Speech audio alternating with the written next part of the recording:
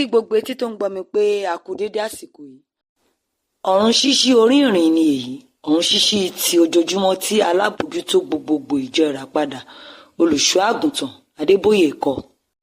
Èní ni Ọjọ́bọ̀, ọjọ́ kẹta oṣù keje ọdún 2025. Àkọlé ọ̀run ṣíṣí tòní ni agbára gbígba ara Olúwa. Àkọ́sórí atarí ìwé Kólóṣè orí kẹta ẹsẹ̀ kẹtàlá.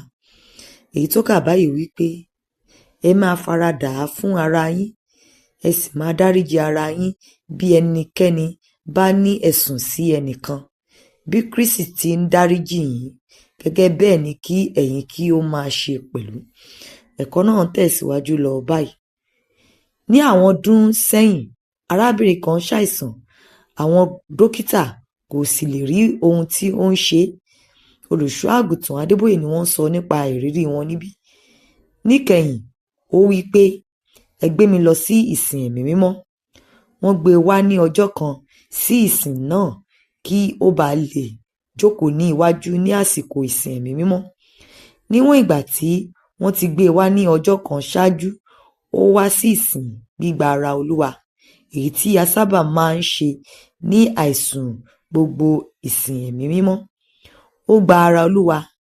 Lẹ́yìn ètò náà, wọ́n ràn án lọ́wọ́ padà sínú ọkọ̀ tí ó gbé e wá. Bí ó ṣe jókòó nínú ọkọ̀ náà, ó ṣàdédé ṣàkíyèsí ọ̀pọ̀lọpọ̀ èèrà tó ń jáde lára rẹ̀ tí wọ́n sì ń kú. Ó wo ilẹ̀, ó sì rí i pé inú ọkọ̀ ti kún fún òkú èèrà. Bí ó tilẹ̀ jẹ́ pé kò sí èèrà kankan ní ìta ọkọ̀, ó rí ìmúláradá pátápátá ní alẹ́ kan náà. Ara Olúwa jẹ́ oúnjẹ tó jẹ́ mímọ́, ṣùgbọ́n ó tún jẹ́ oúnjẹ tó léwu. Èyí jẹ́ torí pé agbára ńlá wà nínú ara àti ẹ̀jẹ̀ Jésù Kristi. Ìfihàn orí 12 ẹsẹ̀ 11 sọ pé wọ́n sì ṣẹ́gun rẹ̀ nítorí ẹ̀jẹ̀ ọ̀dọ́ àgùntàn náà. Tí o bá mu ẹ̀jẹ̀ ọ̀dọ́ àgùntàn lọ́nà pípé, ìwọ yóò rí ẹ̀rí dájúdájú. Ẹ̀wẹ̀, tí o bá ń pa ìbínú mọ́ àti ìkorò sí arákùnrin rẹ, tí o sì gba ara Olúwa, o lè kú.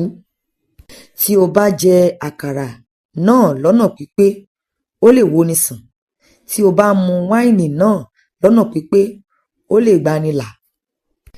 Arábìnrin kan wà tí ẹ̀mí èṣù kan ń gbé inú rẹ̀, ẹni tí ó máa ń sọ̀rọ̀ pẹ̀lú ohùn ọkùnrin, ní sísọ̀rọ̀ òdì sí Ọlọ́run àti àwọn oríṣiríṣi ohun burúkú nípa Jésù Kristi.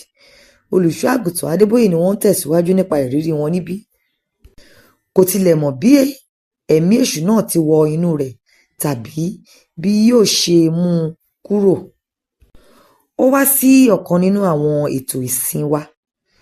Nígbàkúgbà tí ó bá fẹ́ gbìyànjú láti gbàdúrà, ẹ̀mí èṣù náà yóò gba àkóso lórí ohùn rẹ̀ láti sọ àwọn ohun burúkú nípa Ọlọ́run. Nígbà tí ó tó àsìkò láti jẹ ara Olúwa, ó gbọ́ tí mo wí pé, nígbà tí o bá jẹ àkàrà, èyí tí ń ṣe ara Kristi, ìwọ yóò rí ìwòsàn. Nígbà tí ìwọ bá mu wáìnì, ìwọ yóò ní ìṣẹ́gun lórí èṣù. Ẹ̀mí èṣù náà nínú rẹ̀ pariwo, màá tilẹ̀ gbìyànjú láti mu wáìnì náà. Arábìnrin náà bẹ̀rẹ̀ sí ní yọ̀.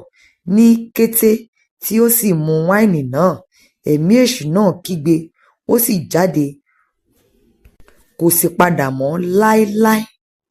Olùfẹ́, ara Olúwa lágbára. O sì gbọ́dọ̀ rí i dájú pé o kópa nínú rẹ̀ gẹ́gẹ́ bí Jésù Kristi. Ẹ̀wẹ̀, o gbọ́dọ̀ yàgò fún àìlèdáríjì, ìkorò àti irúfẹ́ ẹ̀ṣẹ̀ yòókù tí o kò bá fẹ́ kí agbára rẹ̀ ó ṣiṣẹ́ lòdì sí ọ.